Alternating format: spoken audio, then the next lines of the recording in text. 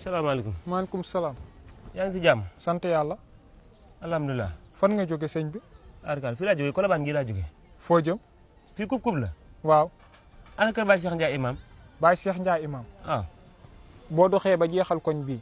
nga jàdd nii. jàddaan nii. koo njëkk a dajeel. boo ko laajee mu wan la ko. waaw baax na jërëjëf. jërëjëf. jaajëf.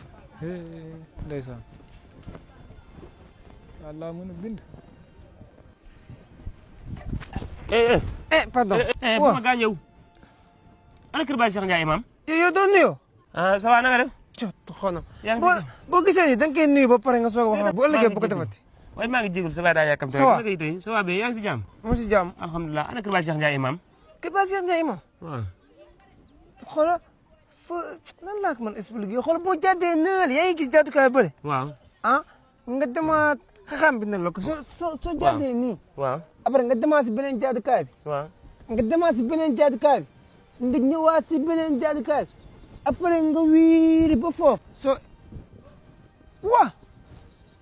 waa yaa xam dama bu ma laajaat de sa mola yooyu mel ni catu leet.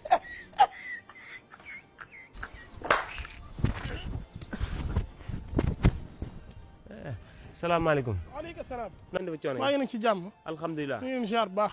naka yi tey. sant nañ bu baax macha allah. alhamdulilah ci suba ba léegi maa ngi ci dëkk bi di wëndeelu. ndeysaan. ak Tambambalo. massa. ana kër Baye Cheikh Ndiaye imam. kër Baye Cheikh Ndiaye imam nag. mi ngi waaw tolloo gis nga boo demee ba jàdd na le. waaw. boo jàddee noonu. ba jàddaat nii.